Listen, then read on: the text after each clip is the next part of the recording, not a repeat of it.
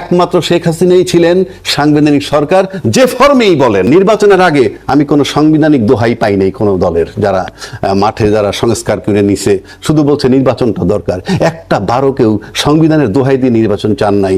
সংবিধানের দোহাই দিয়ে নির্বাচন চাইলে সংসদ ভেঙে যাওয়ার 90 দিনের মধ্যে নির্বাচন নিতেন। কিন্তু যারা সংস্কার পরিষদে ছিলেন, আলোচনার জন্য যাইতেন, সবচেয়ে বড় দল যারা স্টিয়ারিং এ বসা ছিলেন, তারাও এই ইউনূস সরকারের কাছে বলেছিলেন আমরা ডিসেম্বর 25-এর মধ্যে নির্বাচন চাই। ডিসেম্বর 25-এর মধ্যে নির্বাচন কোন সংবিধান মোতাবেক চেয়েছিলেন? একবারও কি কেউ প্রশ্ন করেছে? কোন সংবিধানে বলা ছিল? সংবিধানে বলা ছিল সংসদ ভেঙে যাওয়ার পর 90 দিনের মধ্যে। কিন্তু ফাইনালি নির্বাচন হলো 586 দিন পরে। তারপরেও বলা হচ্ছে এটা সংবিধান মোতাবেক হয়েছে। কি হিসাবে? নির্বাচন কি আদৌ সংবিধান মোতাবেক হয়েছে? এত দোহাই ছিল, নির্বাচনের আগে তো কোনো সাংবিধানিক দোহাই ছিল না। বিএনপির এক মাসে কোনো আন্দোলন হয়নি, যেটি ইন্টেরিয়ামের সময় কতটি 200, 100, 300 এরকম গুনে গুনে রাখা হচ্ছিল, অনেক আন্দোলন। এরকম একটি কথা বলেছেন আপনার আবু হেনা রাজ্জাকি ভাই। এবং আরেকটি প্রশ্ন তুলেছেন যে এই যে ফ্যামিলি কার্ডটি দেওয়া হচ্ছে, এই ফ্যামিলি কার্ডের সংস্থান থেকে হবে, বাজেট তো হয়নি। আসলে কি নতুন বাজেট না হলে সংসদে আলোচনা ছাড়াও এটা কোনো প্রক্রিয়ার ভিতর দিয়ে করা যায় কিনা? আন্দোলনের ব্যাপারটা কি এটা আমি বলি আপনাকে। জি প্লিজ। মানুষ মানে এই একটা কথা আছে না যে বিড়াল মাটি নরম পাইলে সেখানে সে তার কাজটা করে আর কি। তো যখন অন্তর্বর্তীকালীন সরকার ছিল, যারা আন্দোলন করেছে তারা কিন্তু মনে করেছিল যে ওই সময় একটা আবহাওয়া ছিল যে এরা বৈষম্য বিরোধী আন্দোলন করে জিতেছে, তারা ক্ষমতা এসেছে, অতএব যত বৈষম্য আছে, যত দাবি দেওয়া আছে সব বোধহয় এই সময় পূরণ করা যাবে। এই জন্য কে কার আগে মাঠে নামবে এটা নিয়ে একটা চাপ ছিল। সবাই মাঠে নেমেছে, শুরু দিন থেকে তারা আরম্ভ করছে। এই আন্দোলনগুলো একদম যে লজিক্যাল ছিল না তাও না, অনেক লজিক্যাল আন্দোলন ছিল। কিন্তু সরকার সেগুলো তার মধ্যে কিছু পূরণ করেছে, কিছু আশ্বাস দিয়েছে, কিছু কিছু করেছে। আর এই সময় যেটা হয়েছে, এখন যেটা পলিটিক্যাল গভর্নমেন্ট আসছে, জি, এখন ওই সময় তারা যারা আন্দোলন করতো তারা কিন্তু অনেকের সঙ্গে প্রথমে যোগাযোগ করছে, যোগাযোগ করে কোনো সাড়া পায় নাই, সাড়া না পেয়ে মাঠে নেমেছে। এখন কিন্তু এরই মধ্যে এরা অনেকে যোগাযোগ করতেছে, পলিটিক্যাল লিডার তো এরা কিন্তু সবসময় একটা মানে সান্ত্বনা, মানে শোনা যারা দেখতেছি ইন্টারনালি চেষ্টা করছে, কটা দিন ওয়েট করেন করবো, এই সমস্ত কারণে আন্দোলনগুলো হচ্ছে না। তার মানে আন্দোলন হবে না আমি এটা মনে করি না। 6 মাস যে এটা দেন, প্রচুর আন্দোলন আসবে এখানে। মানে এগুলি দাবি দেওয়াগুলি লজিক্যালি, মানে শুনেন ভাই, গরিব তো আমরা, মানুষ হিসেবে আমরা গরিব, আমাদের সংসার তো এমনি চলে না, তার মধ্যে এই সমস্ত প্রবলেমগুলো থাকলে তারা তো আসবেই আন্দোলন নিয়ে। এটা হলো একটা দিক। আর দ্বিতীয় যে দিকটা, ওটা আপনি কি বললেন? দ্বিতীয় দিকটা আমি বলছিলাম বাজেটটা ফ্যামিলি কার্ডের করতে। ওনারা তো আসলে এখনই সবাইকে দিচ্ছে না, পাইলট সিস্টেম করেছে। এটাই 37,000, 38,000, এটা এমন কোনো বড় টাকা না। এর মধ্যে বাজেট চলে আসবে আর তো 2-3 মাস মাত্র। এবং যেটা সামাজিক নিরাপত্তা বেষ্টনীর খাতে যে বরাদ্দ ছিল সেখান থেকে এটা পেয়ে যাবে তারা আগামী। তার আওয়ামী লীগ আমলে কিন্তু অনেক এই ধরনের আপনার জনহিতকর অনেক মানে জনতুষ্টিমূলক প্রজেক্ট কিন্তু অনেক ছিল, অনেক সময় ছিল। হ্যাঁ, অন্য সময় আওয়ামী লীগ আমলে অনেক বেশি ছিল, যে বিধবা ভাতা, তারপরে আপনার বয়স্ক ভাতা, এগুলো তো ছিল। শেষ পর্যন্ত সেগুলো কোথায় যে জমা হতো, মেম্বারের মায় পাইতো না কে পাইতো, এটা তো পরে এলাম, কিন্তু সরকারের কাছ থেকে টাকাটা যাইতো, তাই না? ওটাও যদি তারা ঠিকঠাক মতো হ্যান্ডেল করে তাহলে অনেক কিছু চলে আসবে এখানে। আমি মনে করি এটা কোনো প্রবলেম না। কিন্তু আপনি যে মূল যে পয়েন্টটা ছিল, মূল পয়েন্ট একটু বলি, যে এই সরকারের 1 মাসে যদি আমরা হিসেব করতে বসি, 1 মাসে তারা কি কি ভালো পেরেছে, কি কি ভালো পারেনি, আমার মনে হয় এই জায়গায় যদি আলোচনা থাকেন তাহলে আমাদের মানে আমার হয় আমরা একটু মানে কথা বলতে পারি। হ্যাঁ, যেমন ধরেন এই সরকার প্রথম যে মানে আমি মনে করি যেটা ব্লান্ডার করছে, একদম ব্লান্ডার মানে কি, এমন কিছু কাজ করছে যেখানে কোনো জবাব নাই, এবং তারা জবাব দেয়ও নাই। এতদিন হয়ে গেল তারা কোনো জবাব দেয় নাই। নাম্বার 1 প্রশ্ন ছিল যে হোয়াই খলিলুর রহমান, এর কোনো জবাব তাদের কাছে নাই। এবং এইটা জবাব না দেওয়ার মাধ্যমে তারা কিন্তু একটা সন্দেহ মানুষের মধ্যে ঢুকাই দিছে যে এই নির্বাচনটা ছিল একটা আন্ডারস্ট্যান্ডিং এর নির্বাচন। এটা কিন্তু মানুষের মধ্যে কিন্তু এই সন্দেহ ঢুকে গেছে। প্রথম দিন প্রশ্ন করছে, যখন সে প্রশ্নের কোনো উত্তর পায় নাই, তখন মানুষ যার যার মতো করে সন্দেহ করছে। এবং এটাই হয়, কিন্তু যখন আপনি উত্তর না পাবেন তখন মনে করেন আপনি অন্ধকার রাস্তাতে হাঁটতেছেন, হঠাৎ করে একটা আওয়াজ হলো, এখন আপনি যদি উত্তর না পান যে কিসের আওয়াজ, ডাল ভাঙলো নাকি কেউ আচার খেলো না কি হইলো, যদি আপনি উত্তর পান তাহলে আপনি জেনে গেলেন। যদি উত্তরটা না পান তাহলে কিন্তু আপনি জিন ভূত অনেক কিছু এনে আপনি হাজির করবেন, কিন্তু উত্তর কিন্তু আমরা কেউ পাই নাই।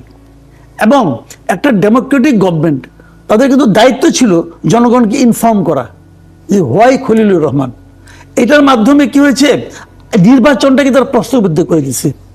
কারণ অন্তর্বর্তীকালীন সরকার বলেন, তত্ত্বাবধায়ক সরকার বলেন, যে নির্বাচনকালীন যে সরকার যা নাকি নিজেদেরকে নির্দলীয় দাবি করেছে, সেই সরকারের একজন লোককে যদি আপনি ইমিডিয়েট পরের গভর্নমেন্ট যদি তার মন্ত্রিসভায় নেয়, তাহলে প্রমাণ হয় যে ওরা এদের পক্ষে কাজ করছে। এক নম্বর। দুই নম্বর হলো তাদের আমি নেগেটিভগুলি বলি, পজিটিভগুলি তো আগে এতক্ষণ আলাপই হলো। নেগেটিভগুলি সেটা হলো আপনার এই স্থানীয় সরকার, বিভিন্ন সিটি কর্পোরেশনের যে দলীয় লোককে প্রশাসক নিয়োগ করা, এটা মারাত্মক ভুল করছে। এটা তার জন্য বুমেরাং হবে। কিভাবে বুমেরাং কিভাবে? যেমন ধরেন ওনারা তো ভেবেছে যে এই লোকগুলিকে আমি আবার ইলেকশনে পাস করে নিয়ে আসবো, তাই কি এই লোকগুলি ইলেকশনে পাস করে আসবে এটা কিন্তু ভাবে নাই, পাস করিয়ে নিয়ে আসবো।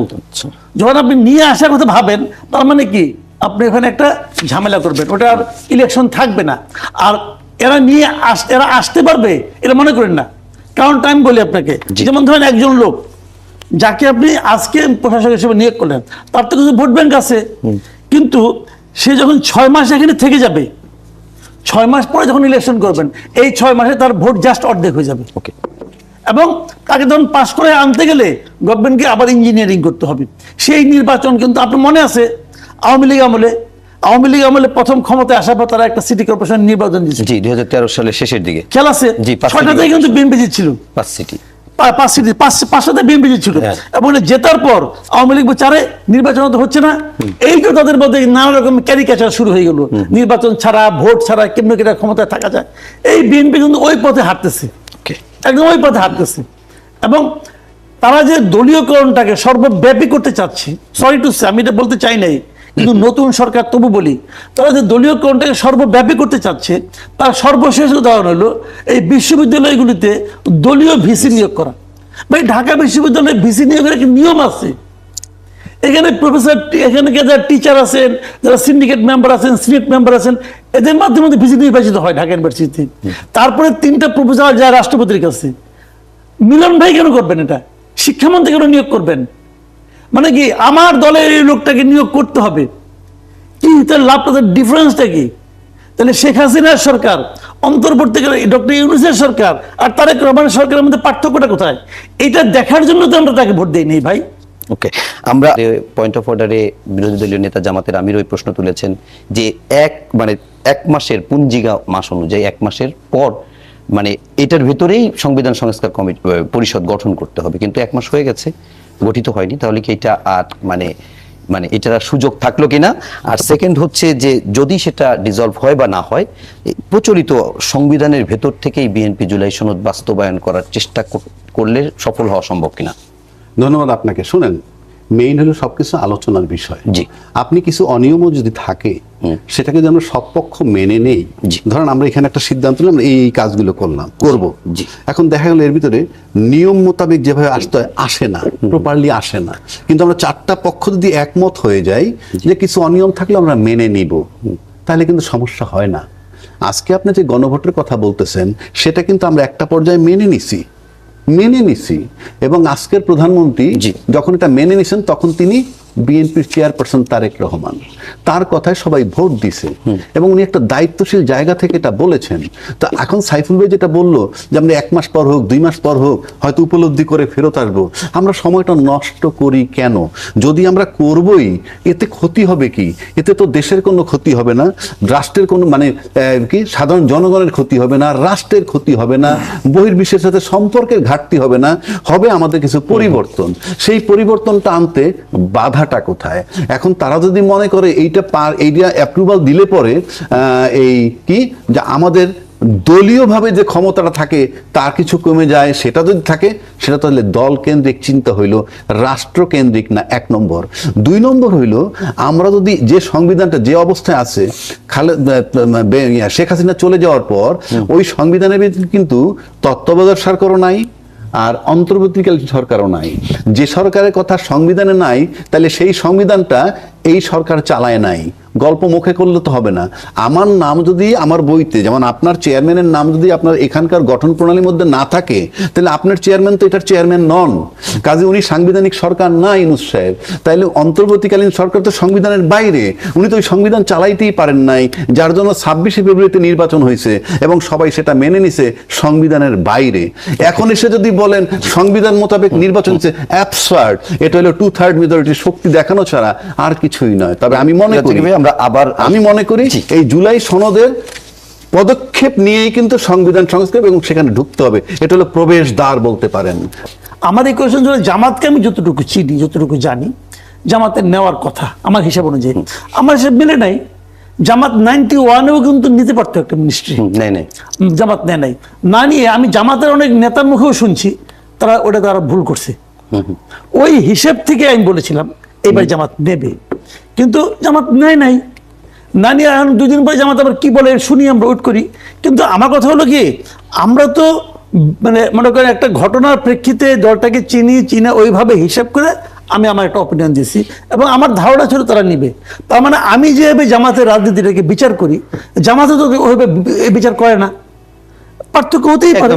একদম স্পষ্ট। আমি ভুল বলেছি, ওকে ভাই, একদম স্পষ্ট। কিন্তু এখনো নেওয়ার সুযোগ আছে কিনা সেই প্রশ্ন থেকে যায়। এখন বোধহয় সুযোগ খুব না, আমরা সাইফুল হক ভাইয়ের কাছে একদম যেতে চাই, যেহেতু আমরা নতুন সরকারের 1 মাস নিয়ে আলোচনা করছি, আপনার কাছে 1 মিনিট একটু জানতে চাই, সামনে সরকারের জন্য সবচেয়ে বড় কি চ্যালেঞ্জ দিচ্ছেন? সরকারের জন্য যদি বলেন দুটো তিনটে। প্রথম হচ্ছে যে একটা তো হলো যে মানে আইন শৃঙ্খলা পরিস্থিতি, মানুষের জানমালের যে নিরাপত্তা, এটা একটা বড়। এর সঙ্গে যুক্ত ধরেন আমাদের এখানে যদি ফাইন্যান্সিয়াল সেক্টরে বলি, আমাদের এখানে অভ্যন্তরীণ বিনিয়োগ সম্ভব হলে বাইরের বিনিয়োগটাকে আকর্ষণ করা, কিন্তু ইন্টারনাল আমাদের ইনভেস্টমেন্টের যে অসাধারণ পসিবিলিটিজ আছে এটাকে কাজে লাগানো, কর্মসংস্থানের প্রশ্ন। আর গুরুত্বপূর্ণ আমি মনে করি যে ধরুন এই যে ধর্ষণ, চাঁদাবাজি, সন্ত্রাস, চাঁদার, এটা কিন্তু সরকারের, আমার আশঙ্কা আছে সরকারের অনেকগুলো ভালো কাজকে এটা কিন্তু ওভারশ্যাডো করে দিতে পারে যদি সন্ত্রাস, চাঁদাবাজি, দখল এগুলোকে যদি খুব কঠোরভাবে যদি নিয়ন্ত্রণ করা না যায়। এবং সেদিক থেকে আমি যারা বলেছি যে যারা করবে তাদের কোনো দলীয় পরিচয় দিয়ে বিবেচনা না করা, সন্ত্রাসী চাঁদাবাজকে দুর্বৃত্ত হিসেবে বিবেচনা করা, সমাজ বিরোধী অপরাধী হিসেবে বিবেচনা করা। সরকার যদি এরকম জায়গায় যদি দাঁড়াতে পারে তাহলে কিন্তু আমি মনে করি যে এটা সরকারের প্রথম যে কয়েকটা কথা আছে, তারা একটা গুড গভর্নেন্স তারা ডেলিভার করতে চান, মানুষ আস্থাটা রাখতে চায়। এবার সরকারের উপরে মানুষের অনেক প্রত্যাশার পারদ কিন্তু অনেক উপরে, তো সে জায়গাটা আমি মনে করি মানুষের প্রত্যাশার জায়গাটা বিবেচনার মধ্যে নেবেন। আর যেটা বলছেন, যেটা আলোচনাটা এখন এলো না, দলীয়করণের যে প্রবণতার কথাটা মিডিয়া বলছেন, আপনারা আলোচনা করছেন এবং আমরা দেখছি, এবং সরকার মানে আরেকটু ধীরে যাওয়াটা দরকার ছিল। অ্যাব্রাপ্টলি যেটা চলছে সমাজের কিন্তু এটা বার্তাটা ভালো যায়নি, এবং মনে হচ্ছে পুরনো জিনিসটা আবার নতুনভাবে রেপ্লিকেট হলো কিনা, এই বার্তাটা কিন্তু বর্তমান সরকারের জন্য কিন্তু ভালো বার্তা না।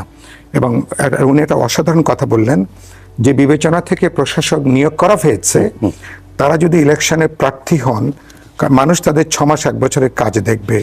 আশঙ্কা আছে তাদের এখন তারা যে ভোট পেতেন পরবর্তীকালে সে ভোট কিন্তু তারা নাও পেতে পারেন। কিন্তু সরকার বিপরীতটা চিন্তা করেই জায়গাটা করছেন যে একটা জমিন তৈরি করা কিছু না, কিন্তু প্রশাসক এই জন্য দরকার যেহেতু কোনো এটা কাজ করছিল না, মানুষের সোশ্যাল সার্ভিসগুলো ফেল করেছে, এই জন্য প্রশাসকটা দরকার। আমরা আবুহিনা রাজ্জাক আপনাকে সংক্ষেপে জানতে চাই, ঈদ যাত্রায় যাত্রী কল্যাণ সমিতি বলছে যে 87% অতিরিক্ত ভাড়া আদায় হয়েছে, 148 কোটি টাকা বাড়তি ভাড়া হয়েছে, কিন্তু মন্ত্রী বলছেন যে মানে অনেক জায়গায় কমেছেও, যেটি নিয়ে আলোচনাও চলছে। আপনাকে ধন্যবাদ। মানে আপনি যে বিষয়গুলো আনছেন এগুলো আমার আলোচনা করতে ভালো লাগে না, এই কারণে আমি দেখেছি যে মন্ত্রী স্বয়ং বাস স্ট্যান্ডে গেছেন এবং সে গিয়ে বলতেছে বাড়তি ভাড়া নেবেন না।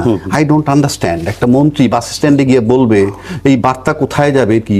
এটা তো কমান্ডে চলবে, রাষ্ট্র চলবে কমান্ডে। এরা হলো নীতি নির্ধারক, মন্ত্রী হলো নীতি নির্ধারক, তারা সিদ্ধান্ত দিবে, প্রশাসন এক্সিকিউট করতে বাধ্য লাইক এনিথিং। এটার মানে হচ্ছে তাদের কি সেই কমান্ড আছে? তাহলে মন্ত্রী কেন বাস স্ট্যান্ডে যেতে হবে এবং গিয়ে বলতে হবে ভাড়া বাড়ায়ও না? আগে সড়ক পরিবহন মন্ত্রীকেও দেখেছি আমরা। আমি আগেরটায় তো যাবোই না, আগেরটার তো আলোচনা নাই এখন। আগেরটা তো ছিল গয়রহ, বাট আগেরটা বলবো। আগের সরকার একটা ভালো গুণ আছে, সেটা পরে বলছি। জি, কিন্তু এই যে আপনি গিয়ে বলতেছেন ভাড়া বাড়ায়ন, এটা কি? একটা মন্ত্রী রাষ্ট্রে চলে না। যে কথা আমি 6 মাস আগের থেকে বলতেছি যে সাংবিধানিকভাবে আমরা এগুচ্ছি না, সেই কথা কিন্তু নির্বাচনের পরে এখন চলমান সাংবিধানিক জটিলতা হয়েছে, নানান প্রশ্ন আসতেছে। আমি সিম্পল যদি আমি বলি, ঈদের পরে সরকারকে পার্লামেন্টের সবচেয়ে আগে প্রমাণ করতে হবে তারা নিজেরা, শুধু সরকার না তো বিরোধী দল সহ আপনারা সবাই সাংবিধানিকভাবে নির্বাচিত আসছেন কিনা। 3টা সরকার দেখেছি এ পর্যন্ত, শেষ করে দিচ্ছি। নাম্বার 1 ইউনূস সরকার, উনি ছিলেন অনির্বাচিত অসাংবিধানিক কিন্তু জনসমর্থিত সরকার। আসেন এই সরকার নির্বাচিত কিন্তু অসাংবিধানিক। একমাত্র শেখ হাসিনাই ছিলেন সাংবিধানিক সরকার, যে ফর্মেই বলে।